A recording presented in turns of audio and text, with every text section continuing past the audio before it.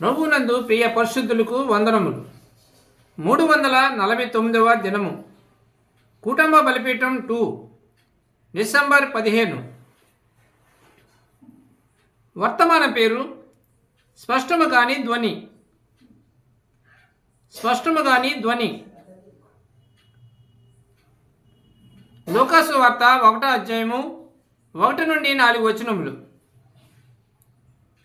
ఘనత వహించిన తెయోపిలా, ఆరంభము నుండి కన్నులారా చూచి వాక్య సేవకులైన వారు మనకు అప్పగించిన ప్రకారము మన మధ్యను నెరవేరిన కార్యముల గురించి వివరముగా రాయుటకు అనేకులు పూనుకున్నారు గనుక నీకు ఉపదేశింపబడిన సంగతులు నిశ్చయముగా జరిగినవి అని నీవు తెలుసుకొనుటకు వాటి అన్నిటినీ మొదటి నుండి తరచి పరిష్కారంగా తెలుసుకుని ఉన్న నేనును నీ పేరట వాటిని గూర్చి వరుసగా రచించుట యుక్తమని ఎంచితిని.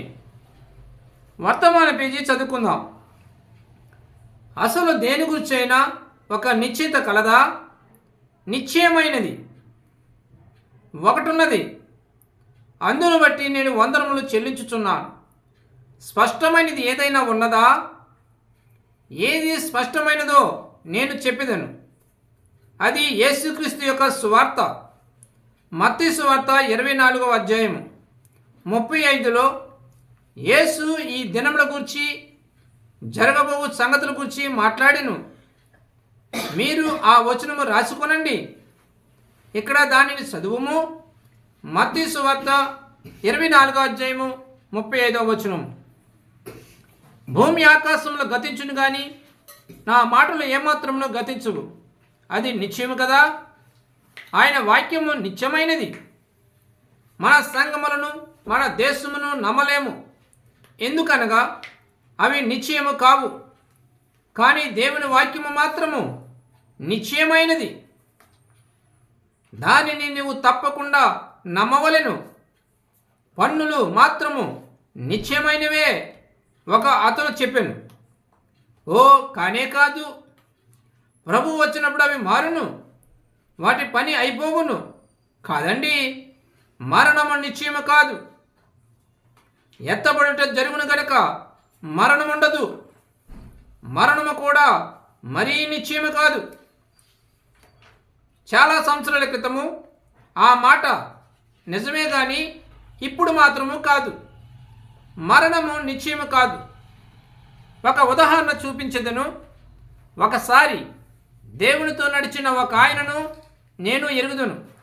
ఒక రోజున అతడు నడిచి అలసిపోయాను. దేవునితో కూడా గృహము చేరాను. చూసారా, చాలామంది ఆయనను ఎరుగుదురు. ఆనోకు అతడు ఎవరు?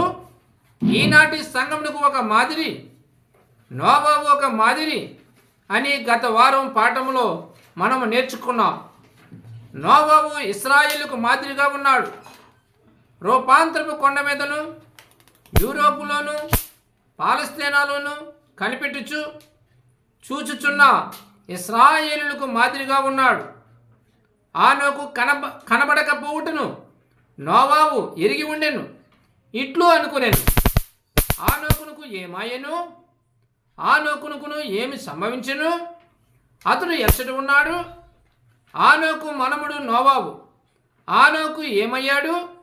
ఎక్కడున్నాడు? ఇక అతడు మనకు దొరకడు అనుకునేను. నోవాహు వాడకట్టుట ప్రారంభించెను. సమయం సమీపించినదని అతనికి తెలిసెను. సంఘము ఎత్తబడును. అప్పుడు జనులు పోలీసులను పిలిచెదరు. బల్ల యొద్ద కూర్చున్న వారే అదృశ్యమైపోయారు, ఏమయ్యారో నాకు తెలియటలేదు అందురు. అందుకు పోలీసులు ఇట్లందురు, మాకు ఈ ఉదయాన్న 500 ఫోను పిలుపులు వచ్చినవి. వీరంతా ఏమయ్యారో మాకు తెలియటలేదు. దేవుడు పరిశుద్ధ వాక్యమును దీవించును గాక. ఆమేన్.